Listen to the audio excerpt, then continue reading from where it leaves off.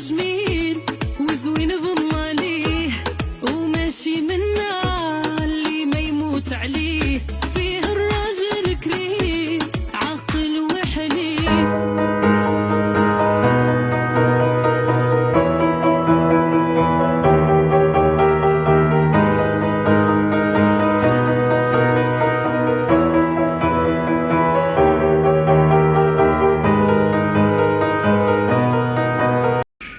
Kondisi negara.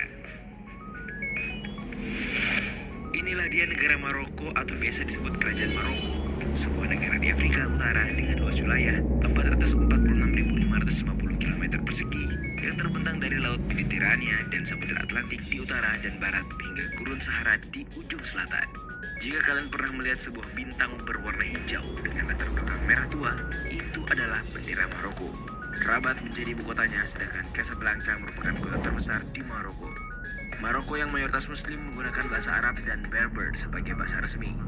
Dilansir dari laman data World Bank, populasi Maroko pada tahun 2019 mencapai 36.471 jiwa yang ternyata memiliki sejarah yang berbeda dengan negara tetangganya, di mana kebudayaan Maroko merupakan campuran antara kebudayaan Arab, Eropa, dan Berber.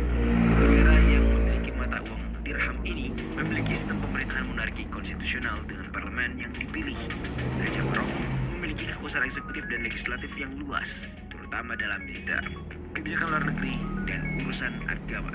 Kekuasaan eksekutif dijalankan oleh pemerintah, sedangkan kekuasaan legislatif dipegang oleh pemerintah dan dua lembaga parlemen, yakni Majelis Perwakilan Rakyat dan Majelis Anggota Dewan.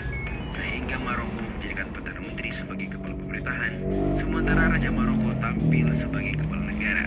Raja Maroko memiliki wewenang mengeluarkan dekret yang disebut Dahirs, yang memiliki kekuatan hukum, dan Raja Maroko juga bisa membubarkan parlemen. Raja Muhammad bin Al-Hasan dinobatkan sebagai raja sejak tahun 1999 sampai sekarang, dan Saadettin Othmani sebagai Perdana Menteri sejak tahun 2017. Tanah Tuhan. Tidak dapat dimungkiri, berbicara mengenai Maroko, kita tak akan terlepas dari hal-hal berbau Islam. Mulai dari sejarah, kebudayaan, pemerintahan, dan lain-lain akan bersinggungan dengan agama Islam. Islam menjadi agama terbesar di Maroko dengan persentase sekitar 98,7% dari populasi penduduk negara itu. Bahkan yang menjadi semboyan negara Maroko saat ini adalah tiga hal yang mendasar, yaitu Allah, negara, dan raja. Dilansir dari republika.co.id, Maroko memiliki sejarah panjang dan peran penting dalam penyebaran Islam. Orang-orang Arab menyebut Maroko sebagai Al-Mamkala Al-Maghribiyah atau Kerajaan Barat. Panglima tentara Muslim Tariq bin Ziyad telah berhasil menaklukkan Andalusia dan menyebarkan panji-panji Islam di Eropa. Beberapa abad silam, Maroko menjadi pusat peradaban Islam, sehingga pada saat itu ilmu pengetahuan berkembang amat pesat. Oleh karena itu, Maroko diberi julukan sebagai Tanah Tuhan. Tanah Tuhan. Tidak dapat dimungkiri, berbicara mengenai Maroko, kita tak akan terlepas dari hal-hal berbau Islam. Mulai dari sejarah, kebudayaan, pemerintahan, dan lain-lain akan bersinggungan dengan agama Islam. Islam menjadi agama terbesar di Maroko dengan persentase sekitar 98,7% dari populasi penduduk negara itu.